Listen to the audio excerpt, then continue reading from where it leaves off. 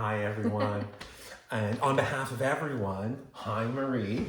Hi. So you'll notice that we're here in the library, and whenever we do this, it's you, it's my brother, somebody's here with me in the library. That only means one thing, a video game talk. We're not doing that today, though. It's not going to be video game talk. It's going to be a book talk, which seems more reasonable to do that in like a library. And we're going to talk about my book, The Crown and the Cage God, slightly differently from what at least I've done in the past on this channel. Do you want me to explain what we're doing, or do you want to? Yeah, because I'm going to be talking for a while, so. Okay, so we recently did a Renaissance fair. I've talked about that a lot on the channel. In Journal 84, I gave my pitch. I gave my sales pitch. So people would arrive at the fair, they'd come to our booth, and I gradually developed this little sales pitch. Journal 84 was that. But I didn't do all the pitching, because those days were long. I mean, we get there in the morning. There's 4 of them. We get there in the morning. We're there all day. We leave. I'm not going to hold my pee the whole time, or like dehydrate like pathologically, or like wear a catheter or something. I'm gonna walk down to the porta potties, and every time I take a trip down to the porta potties, ye old porta potties, Marie would do the pitching. She'd take the mound and she would do all the selling. And I understand you did it really differently from how, I mean, I was like a weird knuckleball. You saw that in Journal 84. And Marie was more, I've got a fastball that people would, I think, understand as more of a traditional sales pitch. Now, I actually don't know what it is. I was never there. I was peeing. I wasn't there. So. Yeah, I spoke to it out of my own experience reading the book, and it went well, I thought, because I did make a couple sales. You mean, but your sales rate, well, I mean, I was doing most of the talking because I was there most of the time, but your rate was higher than mine. Except there was one time where like somebody came up and I didn't even say anything to them because I just felt like you could read the room kind of thing. I read the room and I like understood he didn't want to be talked to, so I just sat there and he bought the book. He's like, great, I'll buy it. And I'm like, okay. Cool. Yeah, so I didn't even like do that stuff. I was just unintuitive. But so that's what we're gonna do. And should I make this like authentic? Like I'll actually leave? Yeah, I want to do the book review on my own. No biased speaking, since he's right here. Hovering over you. Yeah, so I kind of want to do it breathing harshly. Yeah, kind of want to do it on my own. Okay, so I'm gonna go to the porta potty, and while I'm gonna fill up my tea and go outside. While I do that, we can just edit this like awkward you sitting here and me leaving out. Yeah. But okay, all right, I love you. Okay, so I'm gonna do my own book review on The Crown and the Cage God. And probably a little biased because, the author is my husband or whatever. But in all honesty, I really enjoyed this book. It is slower paced, but overall, I love it. And if I were to liken this book to another author, because a lot of people ask, well, what is it like? Well, I would liken it to actually 4 authors. So 1 being Darwin, 2 being David Sedaris, right here, David Sedaris, 3 Patrick Rothfuss, and 4 Tolkien, Lord of the Rings. So let me explain why. So for Darwin, if any of you have read his book, The Voyage of the Beagle or Origin of Species, you know that he writes so eloquently when he describes his animals. And likewise, Courtney writes about his animals in his story very, very similarly, where he explains the animals in a way where you understand the biology of it without the use of medical jargon. Now, in terms of David Sedaris,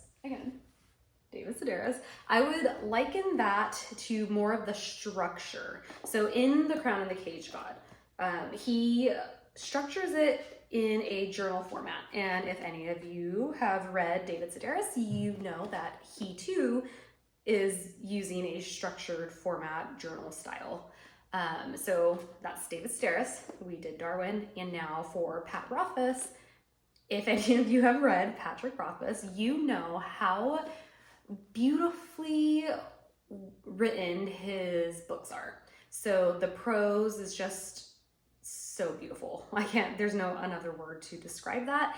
And likewise, Courtney labors over his sentences in a way where when you read it out loud, the flow just goes. You don't stumble on the sentences, you don't stumble on the words, and there's not a point in which you're reading the sentence and you have to go back and reread it because you feel like it just didn't make sense. That doesn't happen here. Like, he spends so much time with the craft that doesn't occur.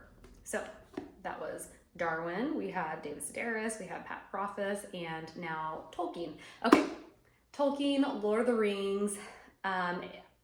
I know it's a popular series, but if you haven't read it or watched any of the movies, Tolkien has a book within a book. So There and Back Again, A Hobbit's Tale, is within the Lord of the Rings series. So the character writes this book and it's in the series. Likewise, Courtney did a similar thing where this book is actually published in the series. So it's a series of journal. The protagonist is journaling his everyday life, and eventually it gets published within the world itself. So similar to the Lord of the Rings, where Bilbo writes There and Back Again, A Hobbit's Tale. Similar. Protagonist is writing about his everyday life and journaling it, and it gets published within the book. Now, Tolkien didn't go as far as to not put the author list not anywhere found in the book because it takes away from the realism or whatever, but it's in the same concept where it's a book within the book. So that's my book pitch. Hope you guys enjoyed, and I hope you all read it and enjoy it just like I did. Okay, welcome back to me. I was outside and I had to refill my tea. So I just watched it. Exactly what you watched. I just watched it with Marie, and it was my first time seeing it or hearing it or really knowing exactly what you were saying, and I feel incredibly complimented. So it's a little 4-book as you know, this little tiny library, and I think it's unimprovable in terms of characterizing my book or complimenting me. You know, so I feel both honored and understood in what I set out to do, that it actually had that effect. We have the video game backdrop, right? Can we just extend this and chat a little bit about other books on the shelf that, again, this lineup is unimprovable. If we were to swap out a hitter, we were like pinch hit, it would be a weaker lineup. However, there's so many other books that we can chat about in a similar vein, right? Okay, like this one that's sticking out, The Giving Tree. Now, I've already talked about this one, and there was I'll just pull the, yeah. Let's liken it to The Giving Tree. Do you remember that woman who came up and said, I had to come look at this because it just reminds me of The Giving Tree? Yes. I don't think she bought it. She didn't, but the compliment was she might as well have bought it, for how much uplift it had for me. But I already told the story of the influence of The Giving Tree. But there, and put it away later. And there's a previous episode where it's the title page, and I talk about a story of the influence and how that. However, there's more to say, because I don't want to just repeat myself, but there's more to show. I'm in the back room. There's a box with something, and you've never seen it, but we'll do show and tell later with that one. So there's more there. Looking forward to that. This one, Breakfast of Champions, we did this as a nighttime book. We read it out loud to each other a year ago, something like that, a while back. And so this, I started my own personal journal, Dear Diary, stuff like 20 years ago, almost. And it's the most important academic exercise I've ever done. So if you don't keep a journal and you never have, I would say start. It's like start keeping a Dear Diary every day and really try hard with it. I mean, make it a priority and your daily observations. And it's, I did a lot of college and none of that can hold a candle, like a 2-wicked candle. And the St. Vincent play is up there. First Fig, if you know what I'm talking about. None of them compares in how much I learned from keeping a diary. This is the most important academic exercise I've ever done. It's how I became me. the way I see the world, the way I write, my observations. So I could have become another Courtney, but I didn't because I kept this diary. And when I started, I think that was my Seinfeld tickets. I know, sorry, I'm like so She's looking distracted. through it. This is such a great book. Like there's images there, and it just goes really well with the story. And if you haven't read this yet, you should. Yeah, it's also really weird. So I mean, be ready for kind of cancelable content here and there. But the way that I started writing, because you think about elementary school, middle school, high school, undergrad, and sort of what they teach you about the rules of college. Those are all malleable, right? The way Kurt Vonnegut, and maybe there's other Vonnegut. This was your cardio book for a while. I actually have this many pages left to read. Yeah. Maybe I'll finish it during this break. Yeah, I'm almost there. But Cat's Cradle is probably my runner-up, and for Vonnegut, there's more Vonnegut all over the house. But this one really taught me how to write because I didn't know that this is my favorite David Sedaris book. Let's Explore Diabetes with Owls. Really funny. Oh, it's so good. And that particular one is signed when David Sedaris came to Stockton. What theater was it, Ford or something like that? I don't know. Who cares? Yeah. When David Sedaris came to Bob Stockton, Hope. Bob Hope, Bob Hope. Theater. Weird that he came there. Yeah. And had a story about dogs attacking him. But I didn't know about David Sedaris when I started my journal, and so this was my original influence of how to write. That sentences that you can be something more than unorthodox with your sentence structures. There's a couple of books here that have a very minor influence. So Confucius, the Analects, and The Lady Tasting Tea. This one's really good. Oh, this one's so good. So there's some very minor influences and stuff that's yet to come from these. There's a 3-book series over here, Boswell's Life of Johnson. I got that set in San Francisco like 20 years ago. And so it's The Life of Samuel Johnson by James Boswell. And I guess you could say his London journal. It's somewhere up there. The Boswell's London, there it is.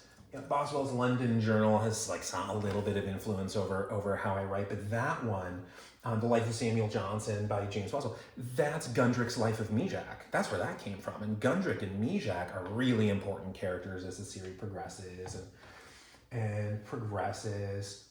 Okay, there's one, I have to reach behind you. I'm seeing it.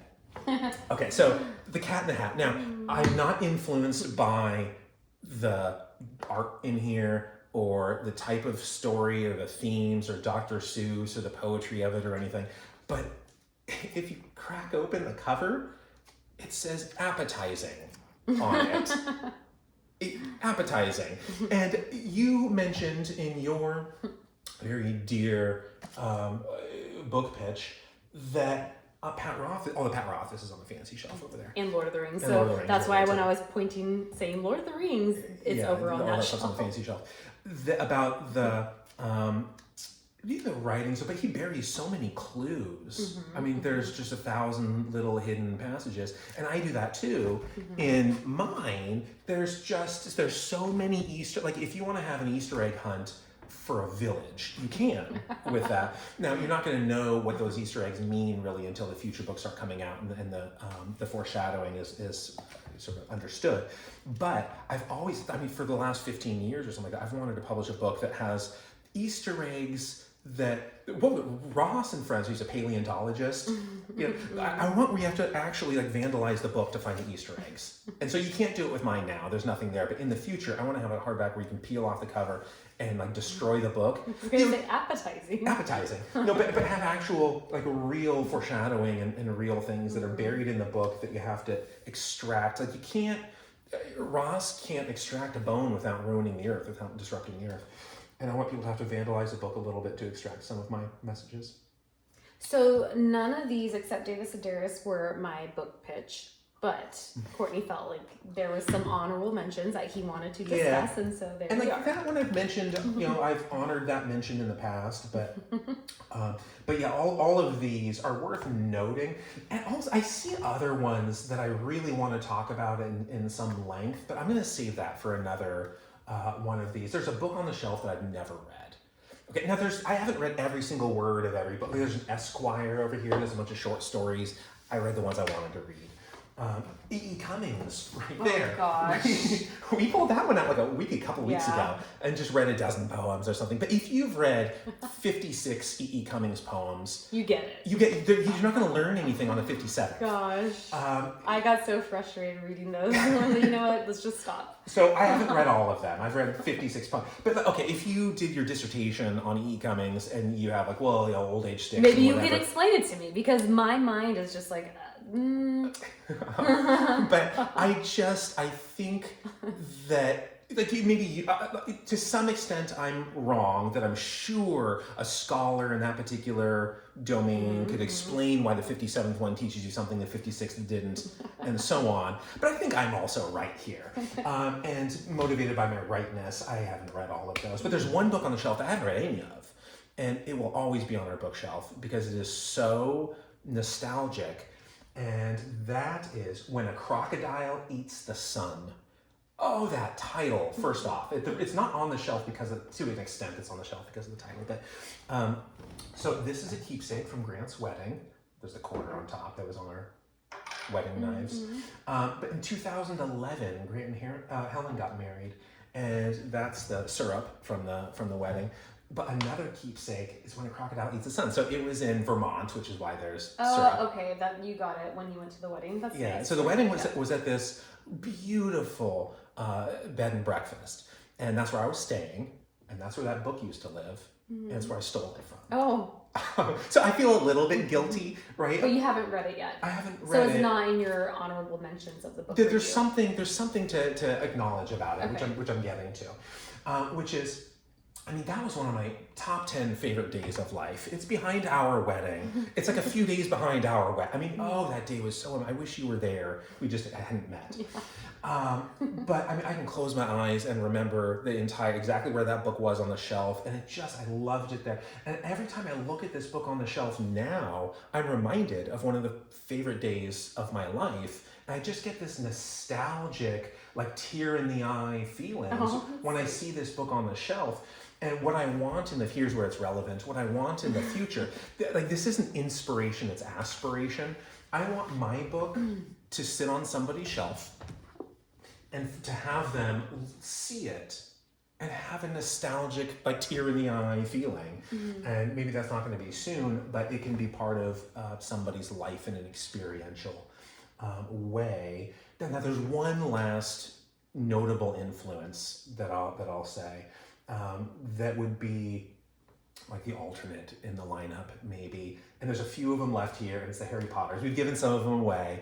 But Harry Potter, if anyone is my age or younger, I mean, especially sort of in your zone, but I'm probably about the oldest person who had that like Potter fever, and I was a latecomer to it. I held off for a while. I'll tell that story later of my introduction to Harry Potter, because that was actually a nostalgic experience too, and it would do it injustice if I were to summarize it here. But when I say like Harry Potter is an influence, I know some people roll their eyes, but unroll them, because this is the Beatles, right?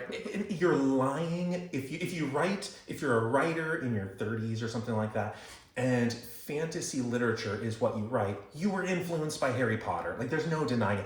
I used to, like in the 90s and early 2000s, I would read like band interviews, musician interviews, whether it's Rolling Stone or I used to buy CDs and listen to the interviews, and then YouTube comes along, you can see these interviews. And people would ask these musicians, these bands, singers, guitar players, what are your influences?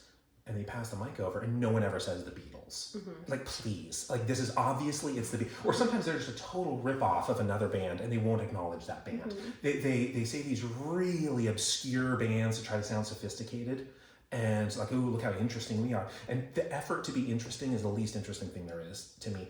And so I see the same phenomenon. Actually, Kurt Cobain, if anybody had absolute artistic integrity, he's my candidate for absolute artistic integrity. I think he's the guy. And he said Beatles. Kurt Cobain, who are your influences? The Beatles, r.e.m. And then he said obscure stuff, like Daniel Johnston, which then made him famous, and he's no longer obscure. But Harry Potter is the Beatles, and we all had, it's the godmother of of modern fantasy literature, and we all have to admit that there is influence. But let me say a very specific way that it influenced me, as opposed to just saying it's, like Lennon and let's move on. Whenever a fantasy story, I mean, these things are long. Lord of the Rings is, I don't know, if you count Hobbit, it's coming up on 600,000 words or some 500 something thousand words.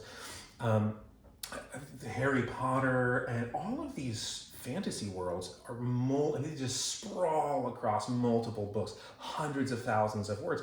And by the time you get to the end, the story is frayed. The character, the arcs aren't really taken care of. The plot and the world just doesn't support a satisfying ending. J.K. Rowling did this right. You get to the end of Harry Potter, you get to the coda, and those notes hit you hard.